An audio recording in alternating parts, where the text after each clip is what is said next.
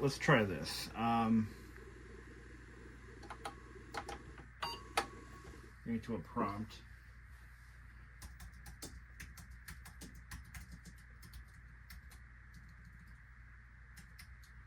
So I need to look up what the command would be.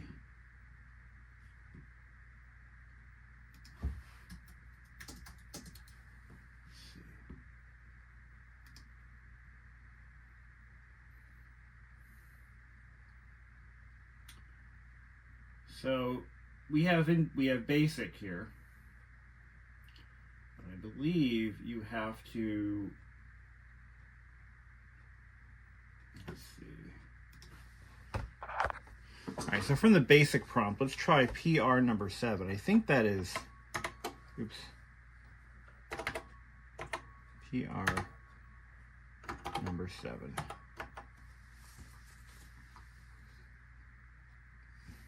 That's telling it to boot off of slot 7, I believe.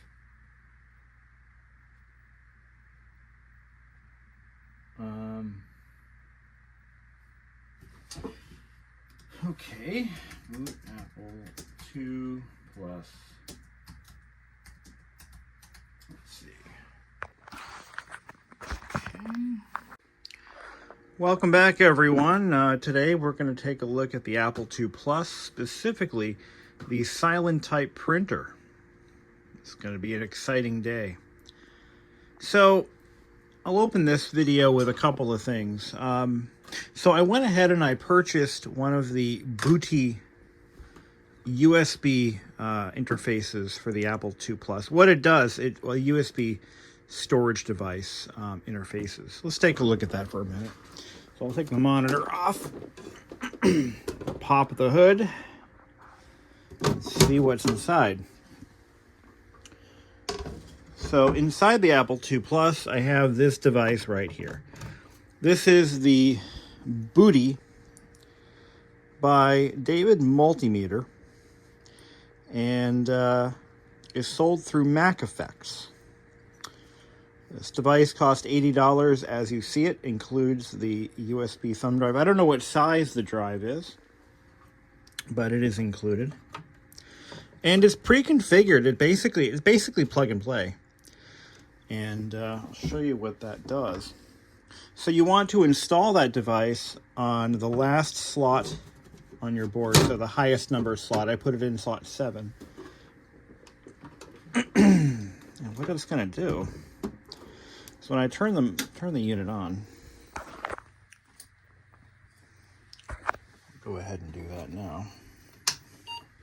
You're going to get a countdown timer, at which point you can press the letter C for configuration, and it's going to show you a couple of things. And for some reason my monitor's acting up again. There we go. So what I'm going to do is I'm going to select from one of the disk images that is on the USB drive. Let's go ahead and do ProDOS. And I'm going to press the number corresponds to the virtual disk slot that I want it to be in. Now, this is not a floppy disk emulator. It's a block-based emulator. So that's important to know. The built-in images that come with it are they all work, but the ones that I have put onto this myself have not worked. I have to figure out a way to make disk images that are compatible with this thing. And there's literature online you can read to talk that discusses that in great length. So I can mount up to 8 images and select from either one of them on startup. Let me show you what that looks like. So there are 2 disk images mounted currently, or we'll put them loaded. We'll put it this way: they're loaded into the image bank. And when I exit this, I get the countdown yet again, and I can select 1 for image number 1, or 2 for image number 2. It's 1 through 8. So that is kind of cool. Now, again, I have work to do. I have a whole bunch of disk images that are functional that I've downloaded from various sources, and I've made bootable floppy disks with these images, and they work fine as a bootable floppy using ADT Pro connected to the Apple II GS over there, using this laptop as a host. But none of those images work with this device, and I don't know why. It has to do with ProDOS compatibility or some kind of, I don't know.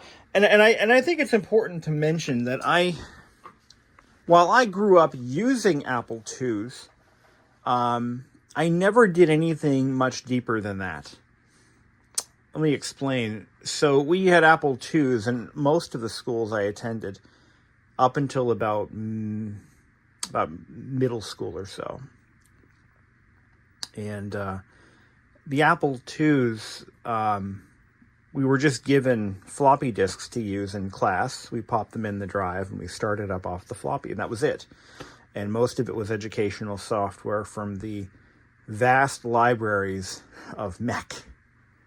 And if you know, you know. Oregon Trail, Lemonade Stand, Jenny's Journeys, Word Munchers, Number Munchers, Fraction Munchers, all the Munchers. Anyway, and maybe some Sticky Bear stuff. But the point I'm trying to make is I never really got much deeper into the Apple II than that. From a hardware level, I have completely restored this machine, replacing about a bazillion capacitors in the power supply, display, floppy drives, and now possibly the printer. So let me show you what I mean by that. So I'm going to find my copy of Apple Writer. So Apple Works is a little too new for the Apple II Plus. So you have to use Apple Writer, which was, I believe, a predecessor to what became Apple Works. So I'm going to restart the machine, and I'm going to find a prop for my phone. There we go. I'm going to prop up the phone here. I gave up, by the way, on buying a camcorder. I prefer to shoot with a camcorder because, well, I just do. But the last modern day camcorder video camera that I bought was actually a Panasonic, but that broke. So let's try this. So I'm going to do control reset, and it will not do control reset. It just doesn't.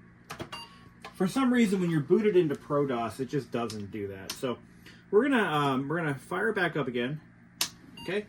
And we're gonna type N at the countdown. Now, what that's gonna do is it's going to make the machine boot from the next bootable device in the chain, being in this case the Disk 2 controller. So we're now booting from the floppy drive. This is Apple Writer 1.1, copyright 1979.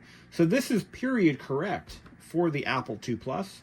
This particular one, for example, was made in 1980. So this is about what would have been used on this machine when it was brand new. Now what I want to do is I'm going to go ahead and, why don't we do this? Why don't we do we're going to create a file. And we're going to do this. We're going to call it, we're going to, let's just do some basic text here. So let's do, greetings, Earthlings. Of course, it's all in capitalized letters on screen because guess what? Apple II Plus. My name is, oh yes, you can't do capitals. It's all, so it prints out in lowercase, just as an FYI. So if I do Shift M, it doesn't. It does brackets. So yeah, my name is BBISHOPPCM.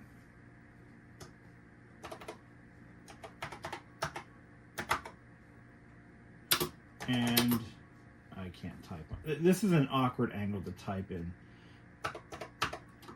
And I am here to discuss my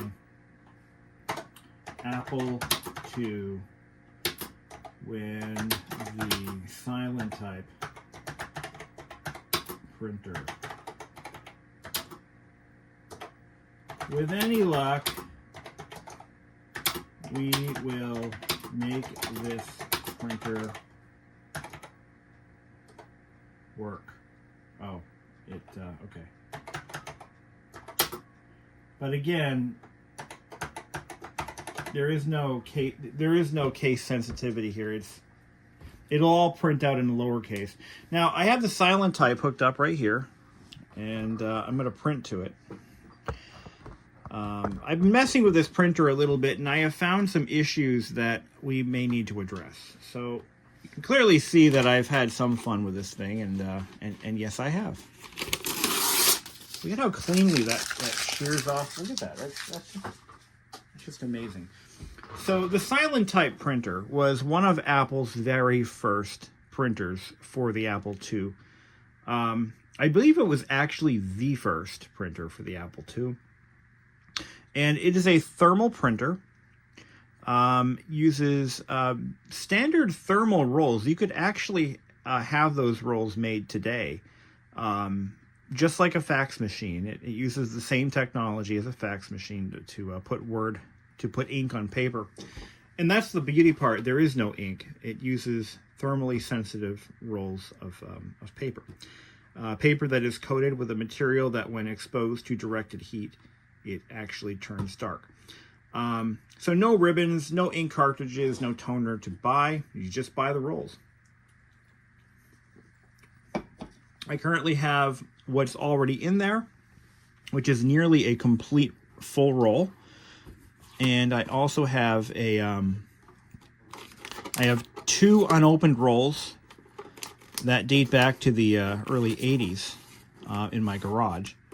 But you can see there's quite a bit of paper in there. So we'll just close that up. So let's do this. All right, am I on? Can you see my screen? There we go. To get back, now there are instructions on how to use this. You have to press escape twice. Oops. Hold on. I'm going to have to pull up the manual because I forget the codes. So there are no menus. Oh, there is a menu, but it's not like you would imagine it to be today. This was 1979. The personal computer market was in its infancy, and you kind of had to know things to use the computer. You had, I mean, the manuals would have been piled around it when it was new. So, fortunately, we have all of these documents available to us. In 2024 for free. I can just download the PDF and I can learn how to use it pretty easily. So I'm downloading the manual now. It's quite massive. But nowadays, you know, most software is written to be relatively foolproof, and that took years. It took years, decades, to get us to that point. There are still some functions that have to be, you know, buried away, and you can find them with the right documentation. But for the most part, you can hit the ground running without even cracking the owner's manual. I mean, as far as I know, there isn't an owner's manual for Google Docs, for example. It's pretty foolproof. All right. So what we need to do, there is a tutorial, by the way. You could run the tutorial and learn how to use it with that, but there is also the manual. So saving your file, let's see.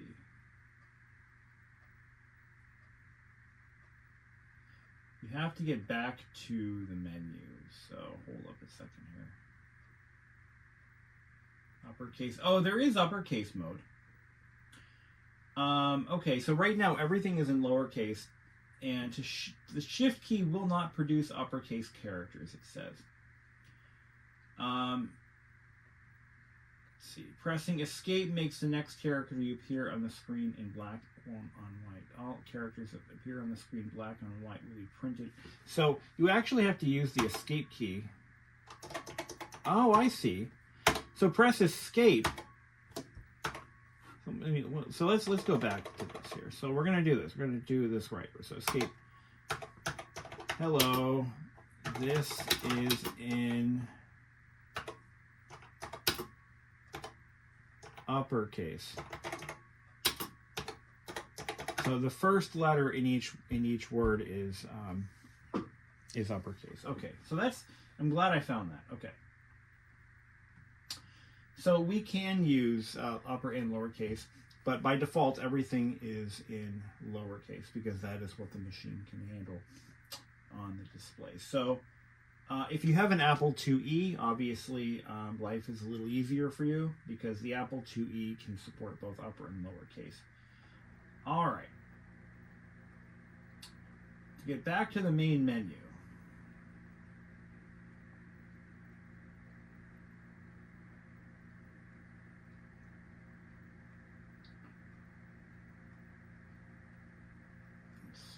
escape, control Q. Brings you back to the menu. I'm going to save to disk. Enter file name. We're going to call it test. So I'm now saving that document to my floppy drive. And I want to print it. So I'm going to press P.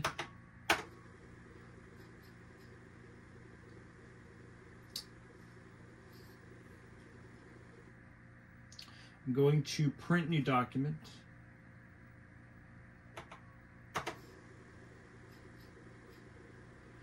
And this is where you set your characters, your margins, spacing, line spacing. So I'm going to do one space between lines. Actually, I want to do two spaces between lines. So I'm going to do F. No, E. Okay. I'm going to press 2 for 2 spaces per line. There we go. Printer address $C100. So that's the printer is located in slot 6, and I believe that is how you set the address. But you can change it if you wish. So to accept, make no entry. Okay. Enter page heading optional. Return to start printing. So it's printing the first line, and it's printing it over. So so you can see what's happening here. It's printing, but it's not advancing, and it's trying to advance. It moves a little bit, but not enough to get the job done. So, and that's where we start today's video. Why is it doing that? So this is going to be a slight disassembly opportunity. And we're going to see what's up. There's a couple of repairs that I absolutely know have to happen. All right. And one of them is the rubbers are all dried up. And I'm going to replace those with O-rings. Show you what I mean by that. So what I'll do is, well, I'm not bothering to snap this lid down, by the way, because I don't want to wear out my Velcro or my my Scotch lock. So get this laptop out of the way. I need a bigger desk. I'm running out of space. Let's take this printer apart. So I'm going to remove the paper. So what I've read is one of the biggest problems with these printers is these roll ends get lost. Apparently, these are hard to find. They get lost or they break. Mine are neither lost nor broken, so I'll just be happy about that. So let's take the covers off. Let's see what we're dealing with in here.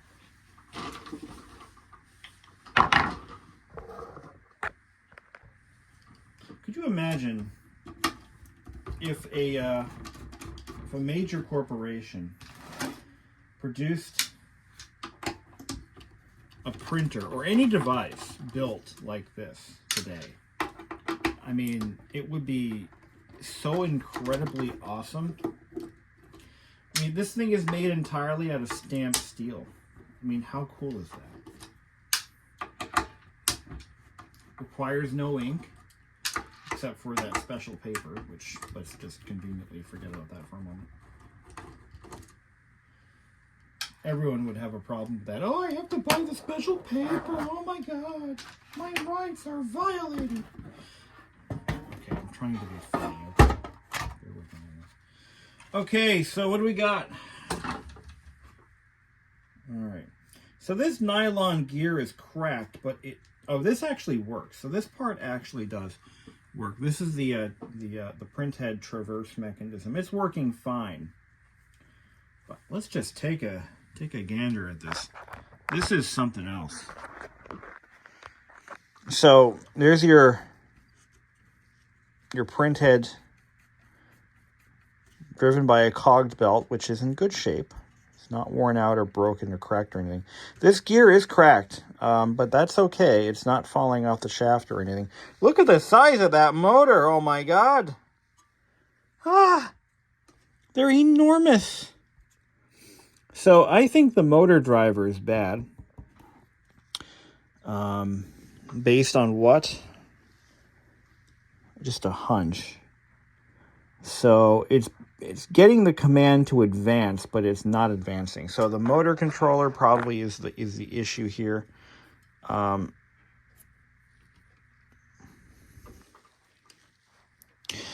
this is interesting. So it looks like this is the actual. Hold on a second. Okay, that is the print head. This is just like a pressure plate. Okay. And these are the rubber O-rings that we need to replace. That's going to be easier said than done. Oh, I see what the problem is. Okay. Yeah. That's it right there. Oh, this slides out. Oh, look at that. We didn't even have to... Okay. All right. I can play. So that is actually remarkably fixable. Easier than I thought, as a matter of fact. So we just have to take all this apart somehow.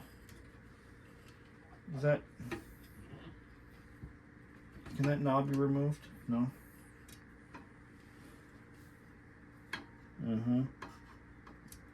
Okay. So what you're telling me is that's probably molded on. And this was supposed to be a friction fit. And this is going to be... It should be easy to fix. It should be. It really should be. So let's... If I can get this knob off without break... I don't think I can. I think it's glued on. And the plastic is so old, I don't want to mess with it too much. So... Okay. Yeah. I see the problem though. Yeah, it is cracked. It's nylon, of course it's cracked. So how can we fix this?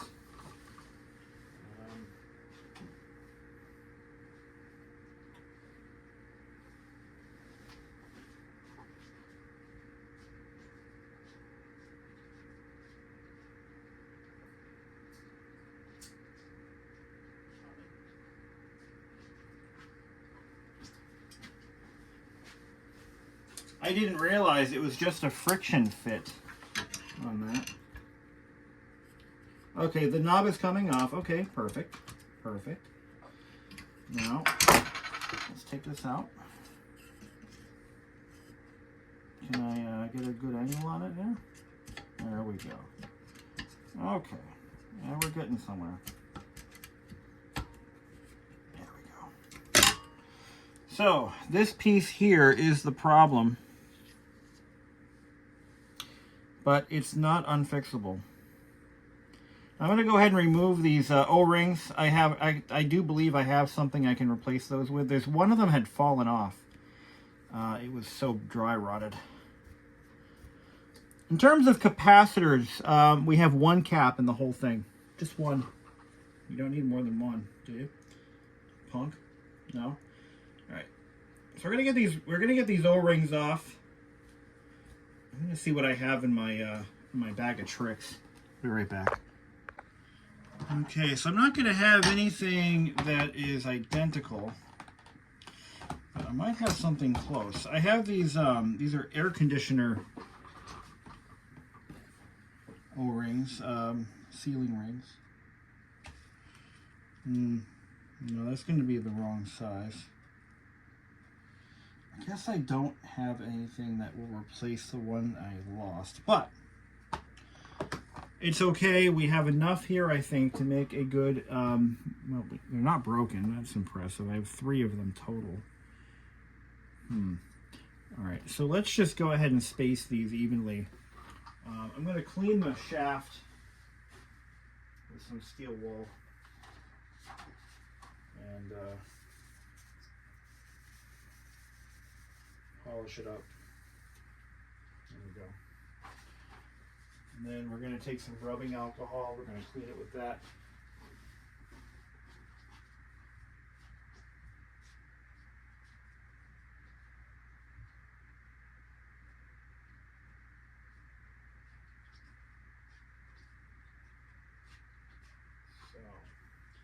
I'm already working on a solution for the part that slips onto the motor shaft.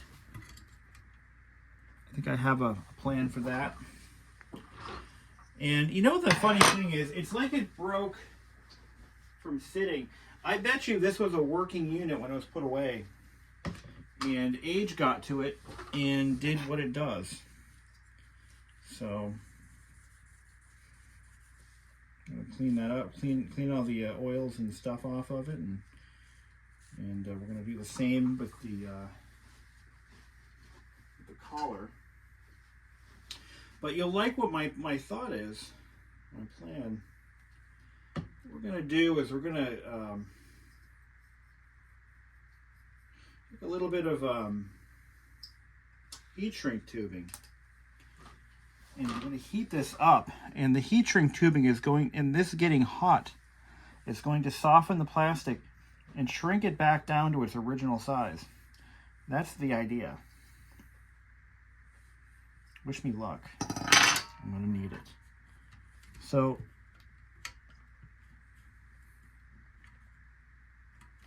okay.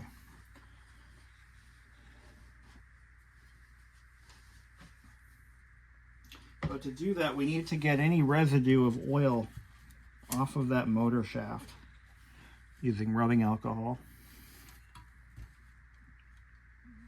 The motor does spin fairly easily, so I do believe that once we get this working here. Now, I don't want to use any glues. This was never meant to be glued together. It's meant to be removable. And eventually I will be replacing these O-rings, and I want to have that ability continually. So there are 4. Oh, I broke it. Okay, we have a problem. I just broke one of my O-rings. So let me see if I can go down a size. I might not be able to, but if I can, let's try these. Okay. Let's try what I do have, which is the wrong size, but yeah, trying to get that O-ring back on there, I broke it. And I'm going to put 4 of these O-rings on there. All it has to do is contact the 4 mating rollers, and it should be okay. Otherwise, I have some of the originals, and if I can find a match somewhere, then I'll be in good shape. So.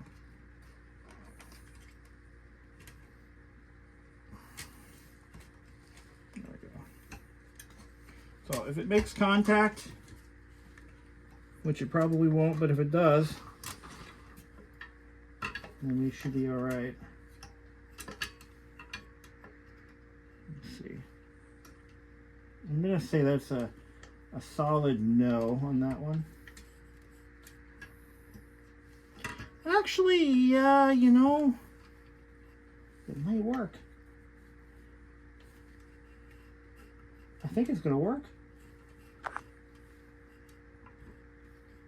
Yeah, I think it'll work, guys, because it's spinning the yeah, the rollers are spinning. So what I mean by this is those little green rollers. Okay, so my little O-rings are making contact, which means that the paper will be under tension, or under you know what I'm saying. I hope so. Yeah, and then we'll just roll this one over here. Oh, that's interesting. The roller's too far over. Okay. There we are. So there should be enough traction here to get the paper fed. Now all we have to do now is I'm going to put a little bit of heat shrink tubing onto that piece. Now the stuff I have here is pretty strong. It shrinks down quite a bit, so it'll put just enough pressure to get the job done. I just need to get the right size, and that's not it. This should do it. There we go. Okay. Cut that out.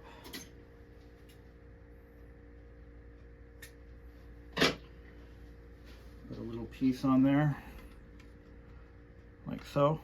Cut it down a little more.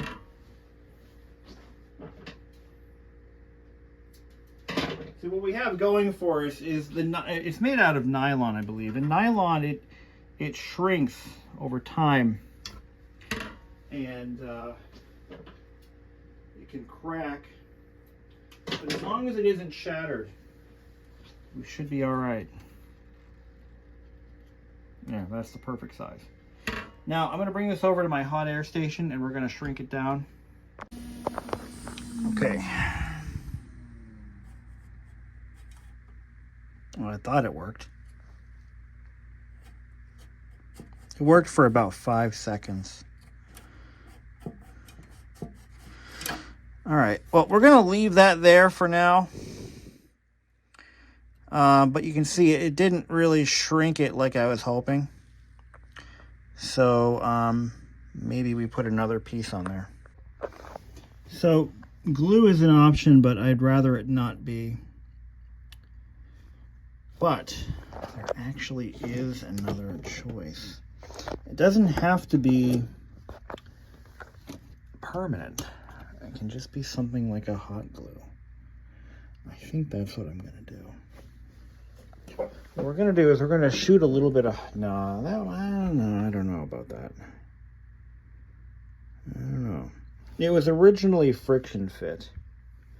So if there's a way we can... Does this thing come out? Can I get this out of the way? Yeah, if I remove that.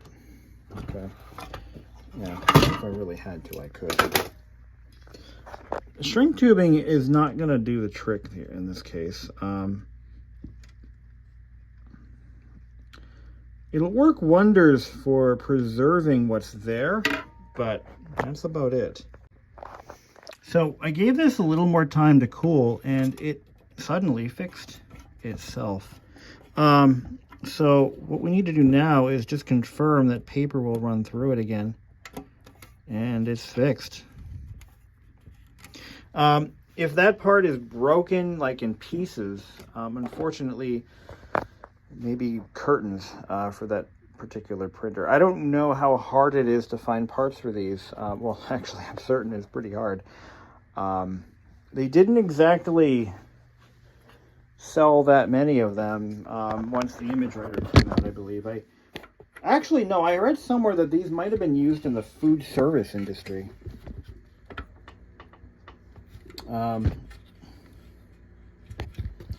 They actually did have a either this exact printer or one based on this engine was quite commonly used in commercial and industrial applications. So,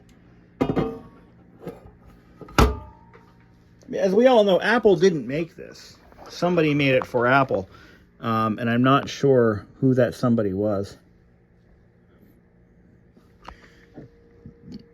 Does it say anywhere on the board? CCE made in USA? No, it doesn't really mean anything.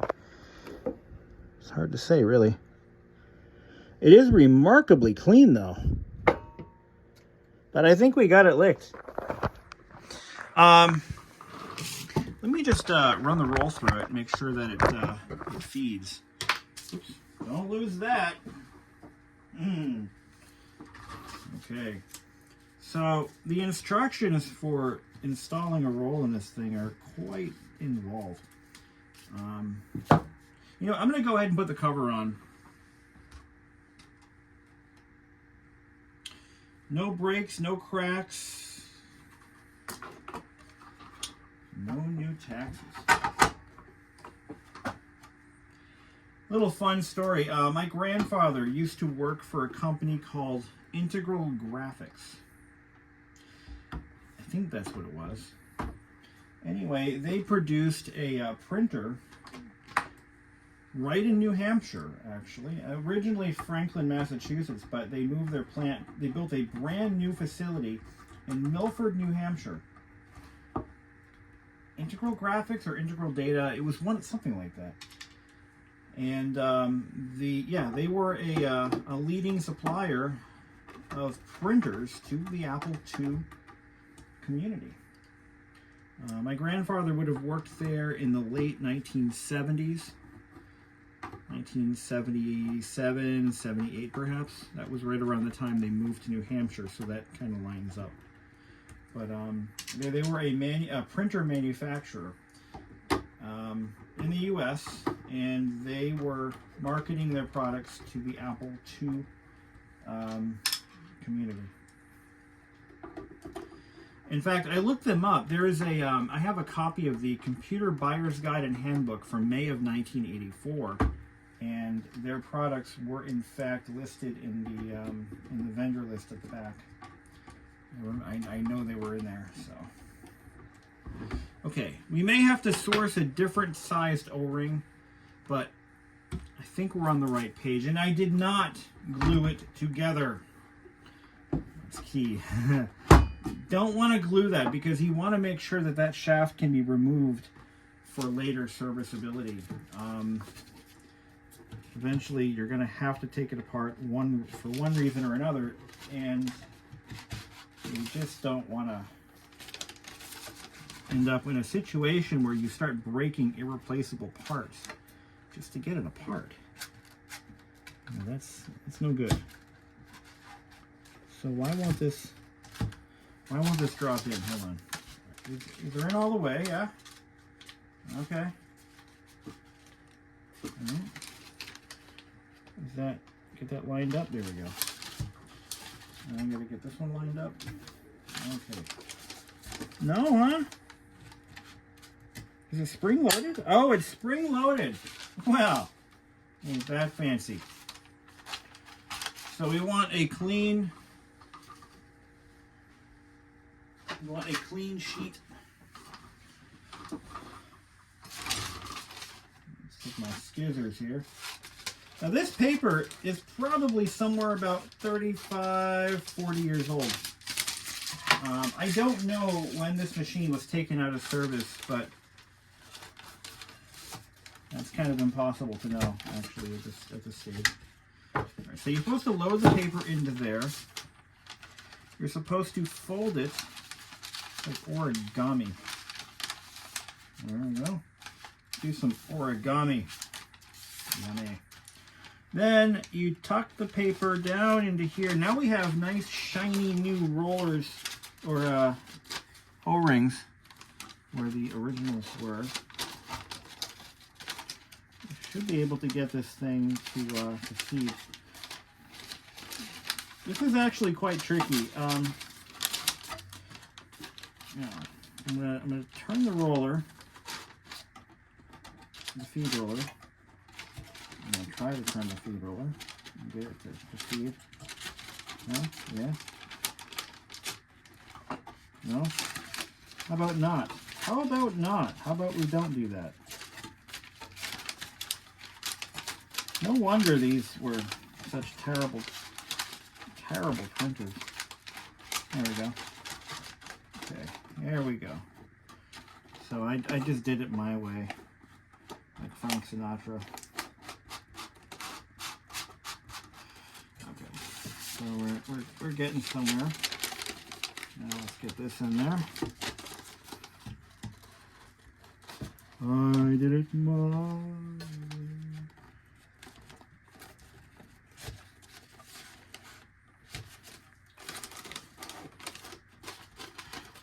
As far as what my grandfather... Alright, so let's see how much tension we have. So I'm going to hold the roll here. Oh, that's pretty respectable. It's got some pulling power, so... Alright, put that down there. There. Okay.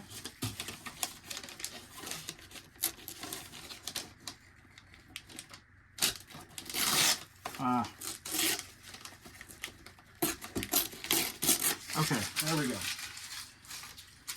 The hardest part wasn't repairing the printer, it was getting it loaded up again with paper. That was the hard part. All right, now you got to put it back into the Apple II. If anyone has any advice on getting the booty card to work with images, I would love to hear from you, because I really do want to be able to use that as I intended to when I bought it. And I'm just coming up empty-handed with this thing, so I'm not really having a whole lot of luck. So there we go. That just plugs. This is old. This is 70s. This is basically a 1970s shell. You know, the dawn of the computer era, at least in the consumer side and the educational side of things. So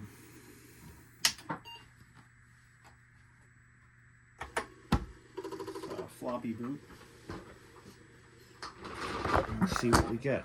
Now I'm gonna fill it out with a little more text, and so let's load the file. Enter file. Will it show me a list? I know it won't. I have to know what the file name is. It doesn't give you a directory. Or maybe it's yeah, maybe that's it. Okay. So let's see if we can.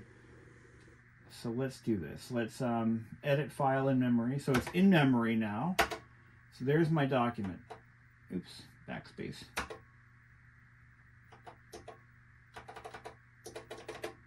am I doing here?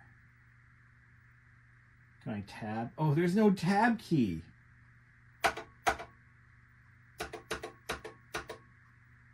Oh shit. There's no tab key.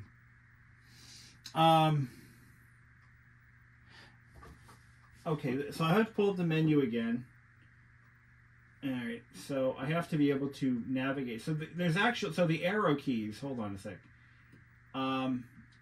There are, yeah, I, J, K, M. So press escape twice.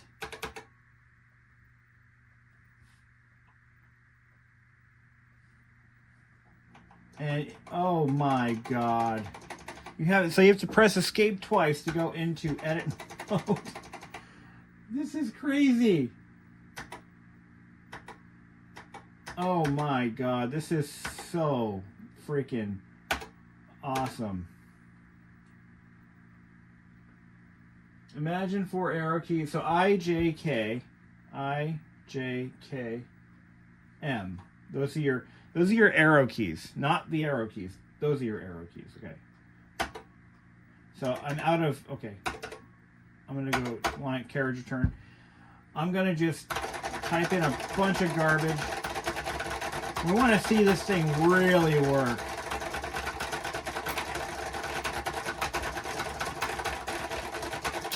I can type 400,000 words per second. Oops. What did I do? Q for quit. Uh-oh. Ah, shit! Edit file in memory. Okay, it's still there. Good. Yeah, it's... Alright, now let's print that out. So we're going to go to escape, control C. No, shit. No.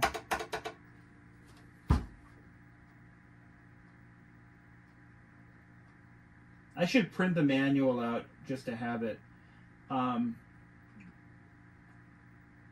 It's, here we go.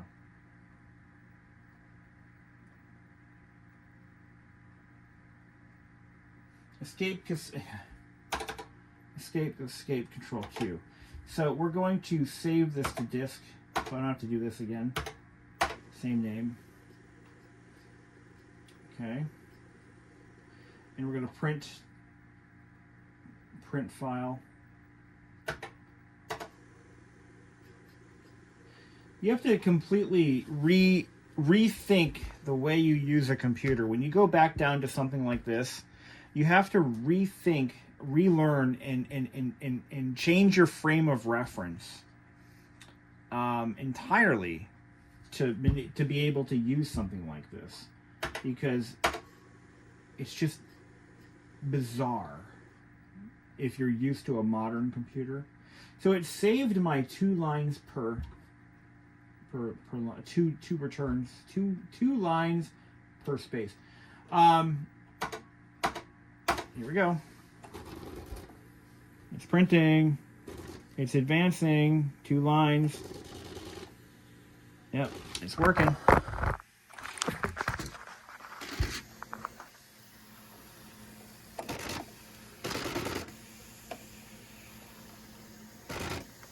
Look at that.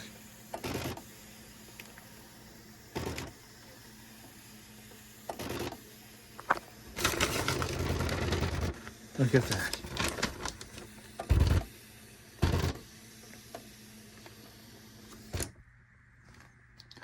And then I just tear it off. Here you go, Teach. Here's my homework. So there's one fatal flaw in my plan, and actually it's not really that bad. But we actually, in effect, have changed the spacing just a little bit. So those rubber O-rings are slightly smaller than the original O-rings, which I need to save these so I can get new ones. I'm going to try to find this exact size. But because we've changed the size of the O-rings, and it's using the stepper motor to determine, like, predetermined rotations of the motor or steps to come up with the line spacing. If you change the size of those rollers either direction, it will affect the spacing just a little bit. But look at how crisp and clear that is. I mean, this printer is 44 years old, and it still works. Now, I got Amelia a nice shiny new printer for her business. And guess what? It doesn't work 20% of the time. You know, I'm a little tired of modern electronics. I really am. And I'm about to go on a fucking rant because I bought a TV set and soundbar from Sony that does not work. It just doesn't work. Like, at all. Like, well, the soundbar doesn't work. After a couple of months, software issues. This software hasn't been updated in 45 years and it still works. So, you know, I just think that mankind has completely lost the plot when it comes to goods and services. We've just completely lost the plot. We're too greedy. We want too much for too little. And we end up with what we have today. And we get what we deserve. You know, we get exactly what we deserve, apparently. We want too much for too little. And we don't want to pay for it. So we get crap. And even if you buy the expensive versions of things, you still don't get what you paid for. The only exception to that rule, by the way, every Macintosh I have ever purchased has exceeded my expectations. But beyond that, electronics, motorbikes, by the way, if you're following the Honda scooter fiasco, the water pump is in fact leaking. So I have to bring it back to the dealer for a fourth water pump replacement. I think that's what we're up to now. So it's got to go back to the dealer to be fixed again. I'm tired of buying things that don't work as they're advertised or as I would expect them to, which is generally as advertised. I'm tired of it. You know, this printer, this Apple II, the display, the disk drives, 44 years old. Everything still works. You know, it's just, and enough is enough. And when are consumers going to wake up and just stop buying things? Just stop giving them our money. To hell with the new TVs, to hell with the new DVD players. That's not even part of the equation. But to hell with it all. Just stop buying the shit. Stop giving them our money. Maybe then they'll start to notice.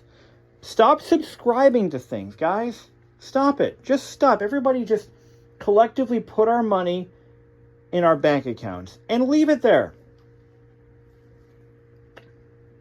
Of course, those of us who actually need to buy things, like we need a this or that, you know, we're shit out of luck. But if you already have working examples of things from years gone by, don't replace them. Just don't. There's a concept. You know, I wanted to get the household a nice TV set, you know, for Amelia and I to enjoy.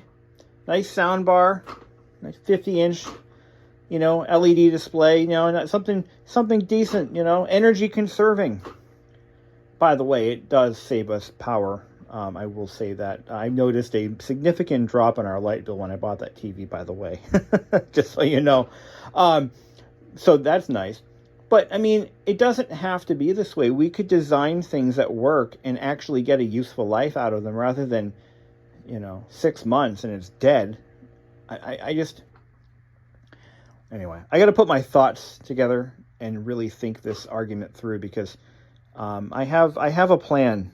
I have a plan for a video in an upcoming time from now where I talk about how everything made today is bad.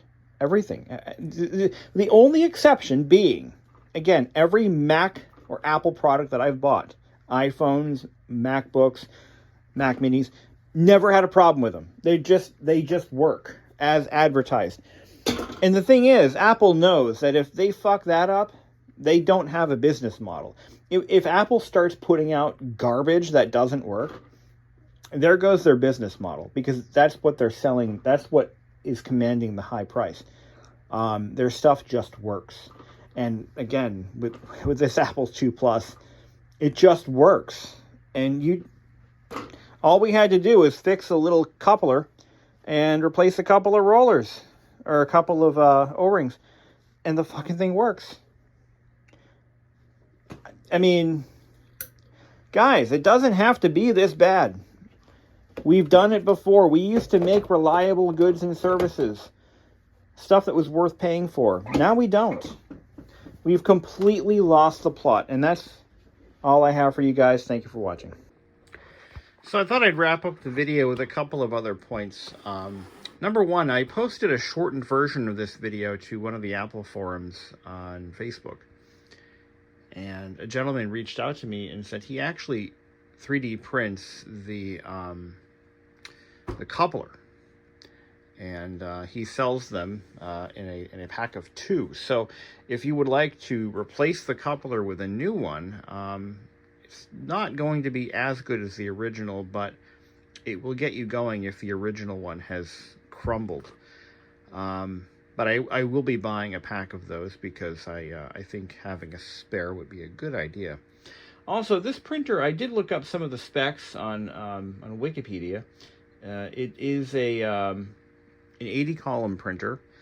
It was introduced in March of 1980 and discontinued in October of 82. And is compatible with the Apple III as well as the Apple II Plus. Does require that proprietary interface card, so often I imagine you'll find the printers for sale on eBay or what have you, but the interface cards may be harder to come by. I got lucky. I got a complete system that has always remained together and didn't have to go hunting for anything. It is a serial connection, so it could probably, you could probably do a custom card or something to interface it to a machine without the card, the original card. But it is indeed Apple's very first printer. The Silentype was the very first one, and it definitely saw a pretty short life. I didn't realize this, but Apple had a second thermal printer as well, the Apple Scribe, which I have never seen before, but this is what it looks like. So, kind of has that Snow White look to it. You can kind of see the beginnings of the ImageWriter 2 in the Scribe. That was April of 84. The ImageWriter 2 was September of 85. And you can see, yeah, those are pretty ubiquitous. As a side note, MacFX, which is the company that sold me the Booty USB bootable USB drive storage device, they actually sell color ribbons for the ImageWriter 2. They have them produced maybe once a year or as they sell them. It's not something that they keep in stock at all times. So if you're in the market for ImageWriter 2 ribbons, definitely check out MacFX. Buy them while you can. They are being made under contract in batches. I believe they reach out to a ribbon manufacturer and they can only make them, they only make them to order. So it's not like they're available for sale everywhere you buy ribbons. They are kind of hard to get. I think that needs to be emphasized. But I bought a pack of 6 of them, which should last me the rest of my life, for the ImageWriter 2s that I've got that I barely use. You know, I don't always pair vintage computers with printers unless I happen to either have a printer or if, you know, I don't typically go out looking for printers because they are kind of hard to display. But with the Silentype, and being this an original package, you know, it's not something I would ever split off. It would remain with this machine if I ever decide to sell it in the future. You know, I would never split them up. But because it came with the machine, I would not. What I'm saying is I wouldn't have bought this printer if it didn't come with the machine. But I'm glad I have it. I'm glad I got to experience it, and you know, we fixed it, demonstrated it, And as far as that big giant cap in there, the big capacitor, I'm not going to change that out. It works fine. We're going to leave that. We're going to leave that alone. We've recapped the machine, the monitor, and the disk drives, and the individual interface cards for improved reliability and longevity. So I think that was a smart move. But now I just need to figure out how to get images onto that booty that actually work. So that's going to be a fun project. Wish me luck. If you have any advice or know what I'm doing wrong, please reach out. I'd love to hear from you. Thank you again for watching. Have a great day.